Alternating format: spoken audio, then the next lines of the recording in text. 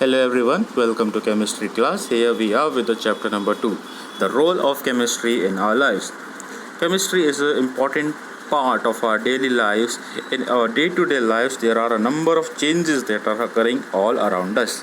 Changes happen every time. These changes may be inside our body or all around us. And chemistry or chemical reactions are an eminent part of our today's world. In fact, we can say chemistry is intimately involved. It is intimately involved with the life processes of every living being. Like we can say the growth of and aging of plants and animals. They are due to the chemical changes that occur in them all the time. In fact, other than this, we can say chemistry helps us in many other ways. What are those ways? How chemistry helps us? We have studied what is chemistry, how chemistry started. We have studied the history that is related to the development of sciences. That all we have seen in the chapter number 1. In this chapter, we will be discussing how chemistry helps us in our day-to-day life, how it affects our life. So first topic that we will be discussing in this video regarding the role of chemistry in food, chemistry and food. So we will be discussing this topic now. So let us begin here. For food, we have to depend upon agriculture to a large extent, and agriculture yields the crops. It gives us different kinds of the crops, and that is actually providing us the food material.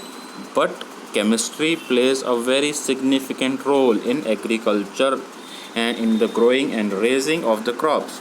That is, we can say chemistry helps us to produce more crops. We can increase the crop yield by using the knowledge and applying this knowledge of chemistry in the field of agriculture. How is it possible? We'll see now in details. That topic that is coming here is fertilizers. We can use fertilizers in a proper quantity, in a scientific manner.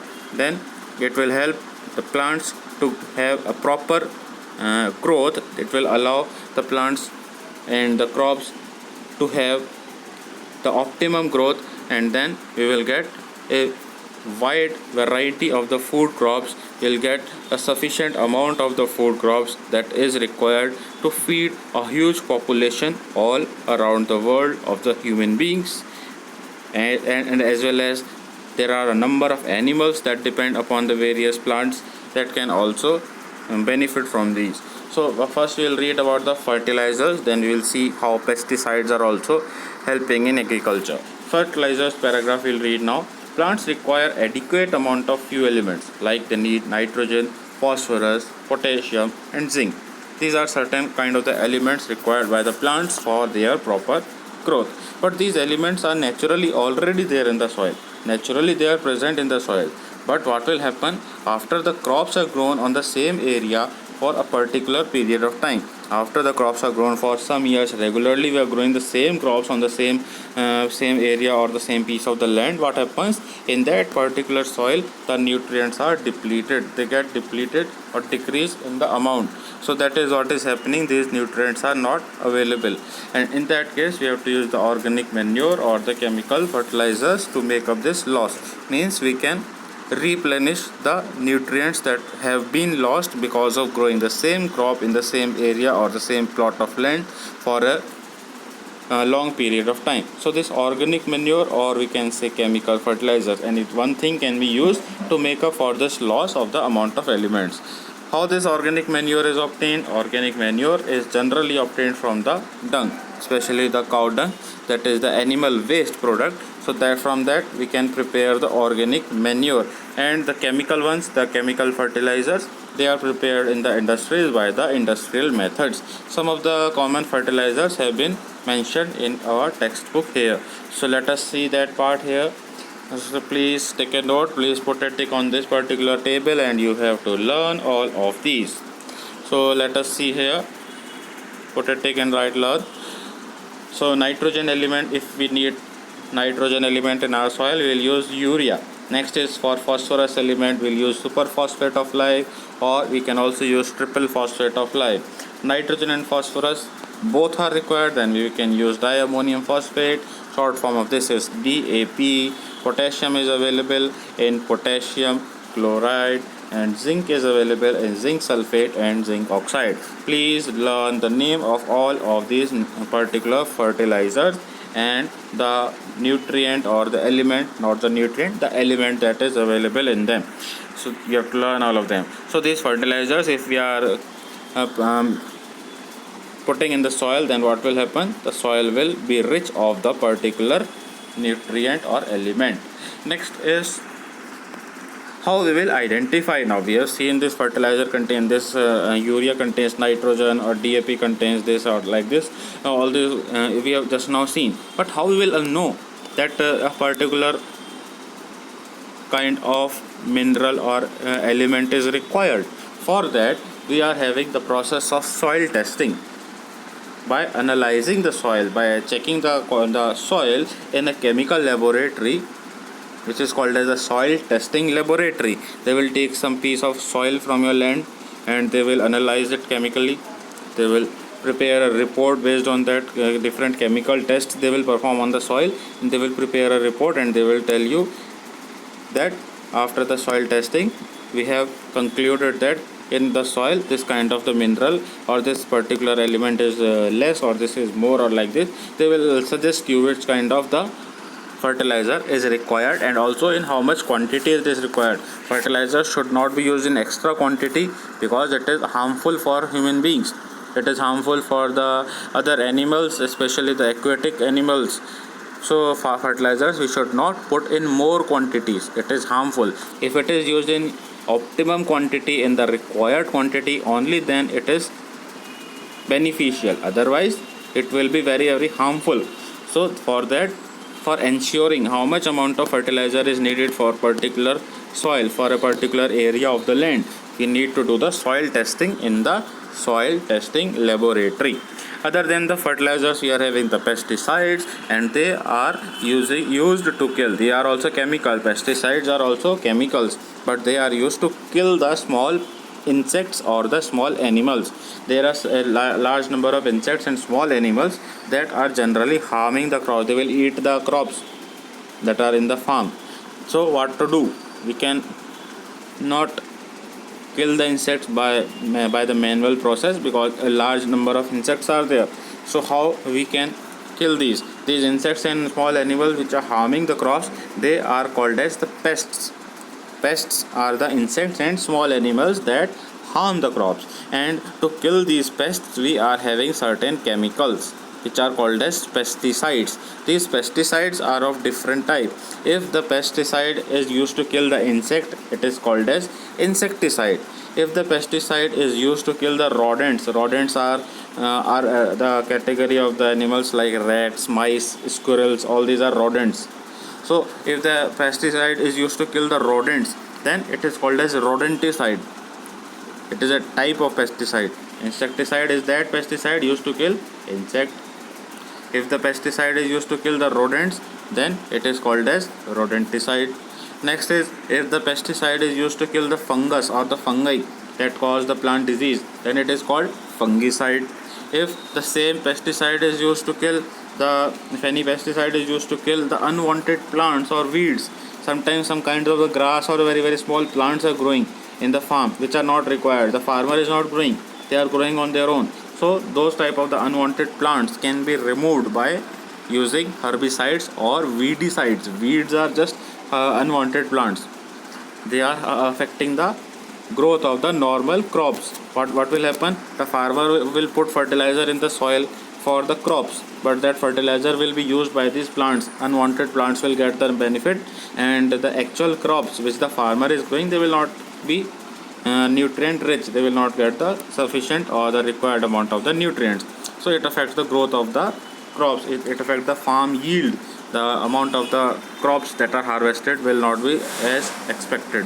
So these are all. Please take a note. You have to learn what are insecticides, what they are used to do. Rodenticides, fungicides, herbicides, weedicides. 5 types are there.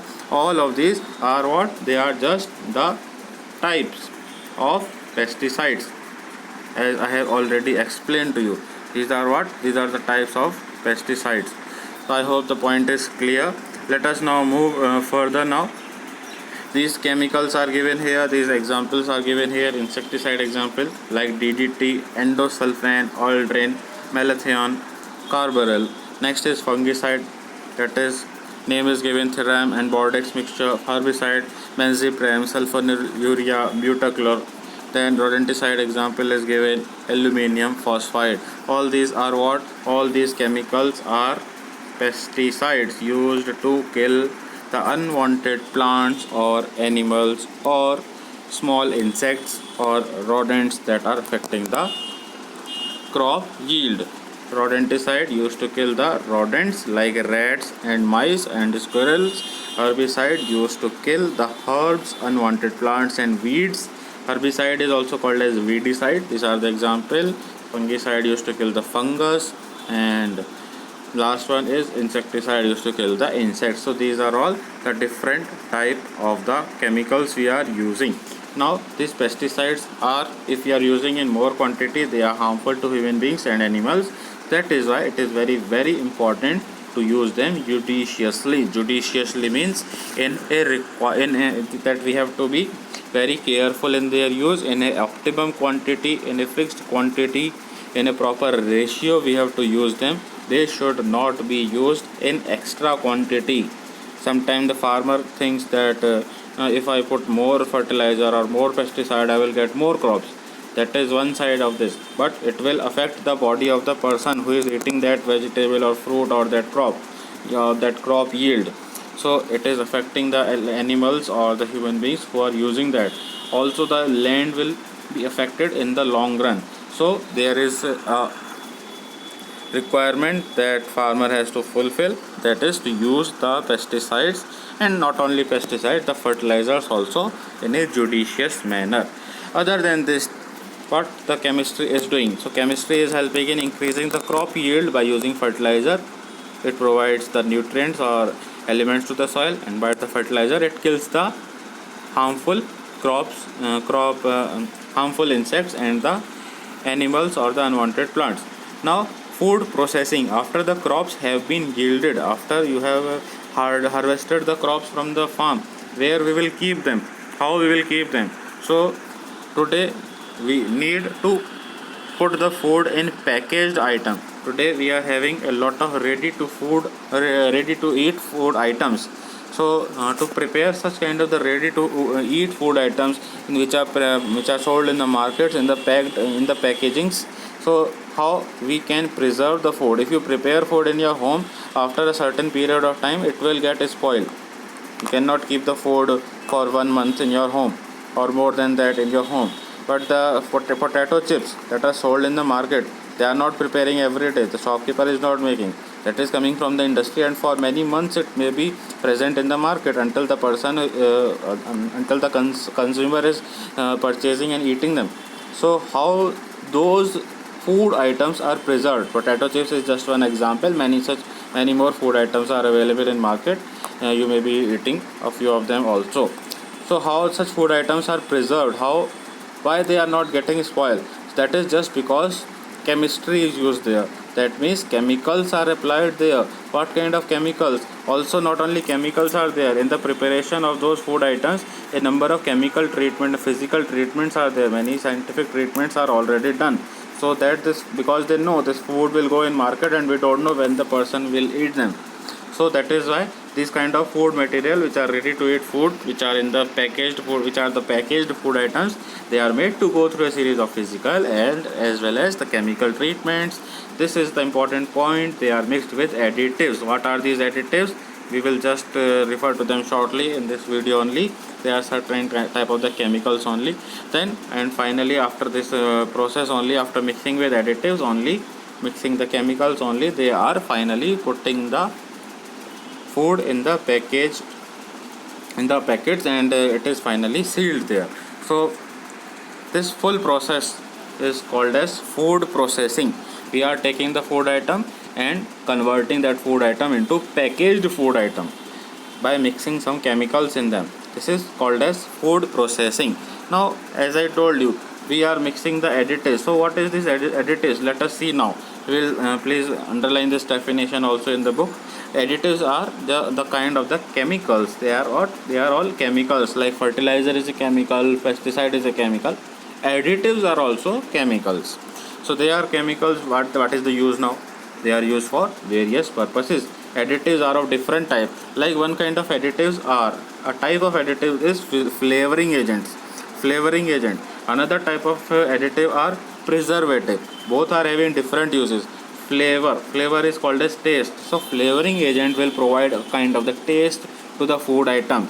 Preservative, it will help us to preserve the food. Preserve means it will not allow the food to spoil easily. The food can be kept for a longer period of the time. Let us see both of these one by one. Flavoring agents are examples are salt, like salt is there. Sweeteners like sugar or sugar substitutes can be there. Citric acid, vinegar in Hindi is called as sirka. Then alcohol, all these are the flavoring agent. They are present in different food items. Depending upon the food item, we will select the flavoring agent. These days crude salt is not used. In place of the crude salt, we are using iodized table salt. Now you may be confused, what is this crude salt? Crude salt is actually the salt that is obtained from the sea water. We all know that sea water is salty, and if we take sea water and try to remove the salt from that, so the salt that we will get from the sea water is called as the crude salt. That is crude salt. There is no chemical process that has been gone there. But when this crude salt is subjected to a chemical process, when this crude salt or that is obtained from the sea water, it is subjected to a chemical process. What we are doing, we are refining it. We are refining the crude salt by the chemical process. And in this process, one more thing we will do, we will mix one chemical that is called as sodium iodate. We will mix sodium iodate in the salt. After mixing the sodium iodate chemical in the salt, it is called as iodized table salt, because iodine is one of the element that is required by our body. You may be studying in different science classes, deficiency of iodine cause goiter, and that is why we should eat iodized table salt. How the salt is becoming iodized? By mixing sodium iodate in the crude salt. In the salt, this chemical is mixed. So this is one of the method. So please underline this chemical name, sodium iodate. This can be asked, name the chemical present in iodized table salt. So answer will be sodium iodate. Next flavoring agent is sugar. Sugar is obtained from what? It is obtained from sugar cane juice. In the sugar mills it is prepared. So that is all about sugar. Next is artificial sugar. Some people use artificial sweeteners, like the people who are suffering from diabetes. They cannot eat sugar directly, so they use what? They use artificial sweeteners like saccharines, aspartame, sucralose. All these are synthetic chemicals only. These are artificial sugar. Means what? It is not sugar, but it will give the taste of sugar. Actually, if that person who is suffering from diabetes, if they are eating sugar, it affects their body adversely, because they are suffering from that disease. So that is why they cannot eat that thing. But what about the taste? How they will enjoy the sweet taste? For that, they are having the substitutes called as artificial sweeteners. And please underline the names of these sweeteners: saccharin, aspartame, and sucralose. These are the artificial sweeteners called. They are the chemicals only which give a sweet taste in the food. Next is citric acid. Citric acid, from where we are getting? It is present in the lemon juice. And next, vinegar. Vinegar is coming from where? It is just acetic acid mixed with water. So all these are the flavoring agent which give taste, kind of the flavor to the food item. Another one, alcohol, is another flavoring agent. It is prepared from the molasses. Molasses, in Hindi we call it sheera. Those who know about it, actually it is a byproduct of the sugar industry, and the sugar is prepared in the sugar mills. One extra thing is prepared called as molasses. I told the Hindi name also. So it is also prepared. Molasses is also prepared in the sugar industry, and from using those molasses only, by using those molasses, we can prepare alcohol. That is done by the industrial process of fermentation. So please take a note from where all of these things are coming. Salt is coming from seawater, crude salt from seawater and mixed with sodium iodide. Next, sugar from the sugarcane juice in the sugar mills. Sugar substitute names you have to learn.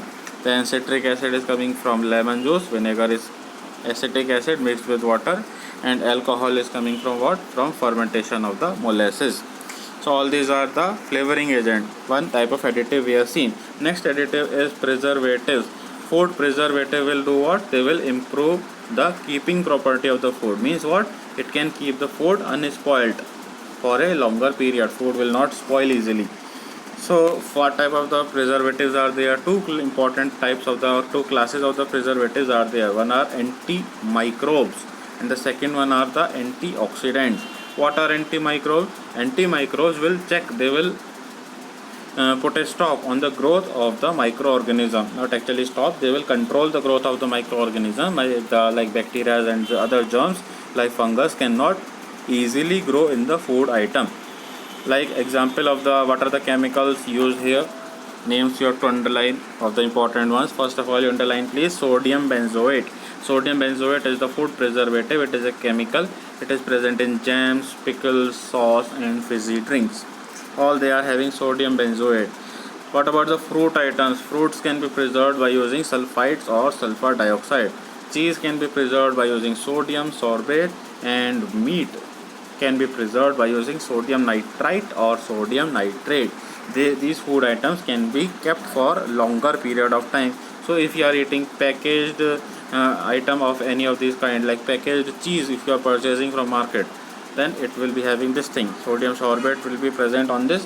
That is why the cheese is preserved, it is kept for a longer period of time. Same way meat is containing this, fruits are this, and other things that we have already seen. So please learn the name of this: sodium benzoate, sulfur dioxide, sulfite, sodium sorbate and sodium nitrite and nitrate. Next is the antioxidant. We have covered the antimicrobes. They control the growth of microorganisms or microbes, that is bacteria and fungus. Next one are the antioxidants. They will control the oxidation of the food. What is this oxidation now? First of all, let us see what is oxidation. Oxidation is the reaction of food with oxidation. With oxygen, the reaction of food with oxygen gas, and oxygen gas is where it is present in air. So whenever you prepare the food, and you already know air is having oxygen, after preparing the food, what happens? That food will start reacting with the oxygen that is present in the air, and oxidation process will start. Once this oxidation start, it means what? Food has started to spoil. What I said, food has started to spoil, and after a long period of time, if you are not using that food item, it will ultimately be spoiled. We cannot use that for any kind of, we cannot use that for eating. So now for stopping this oxidation, we are having some chemicals called as antioxidant. A natural one is given here, a natural source of antioxidant is given here, that is ascorbic acid. Ascorbic acid is what? It is vitamin C. Ascorbic acid or vitamin C is an antioxidant. Another chemical is there, sodium ascorbate. They are generally used to preserve the cheese. These are present there so that cheese cannot have oxidation. And after this, food is packed in such a manner that it does not remain in contact with oxygen or microbes. Oxygen should not be contacting the food item.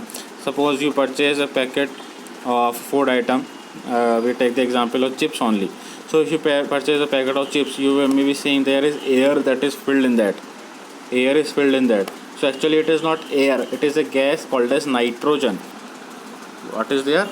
It is nitrogen. Inside the food packets, always the food packets are having nitrogen gas. Nitrogen is an inactive gas. It is an inactive gas and it will not act on the food. We are filling nitrogen there. We are not using normal air. Why we are not putting normal air? Because normal air is having oxygen gas, and oxygen will cause oxidation of the food, and food will start spoiling. So we have to avoid using oxygen. Oxygen should not be coming in contact with the food item. That is why we are filling the food packets with nitrogen gas. So that is all about this part. Here again same question they have asked. Have you wondered why packets containing dry eatables like potato chips are swollen? So why they are swollen? They are swollen because or they are filled with a large amount of nitrogen gas. So this nitrogen will keep oxygen away from the food item. Also one more reason is there, that is this extra gas will act as a cushion, means our food item will not be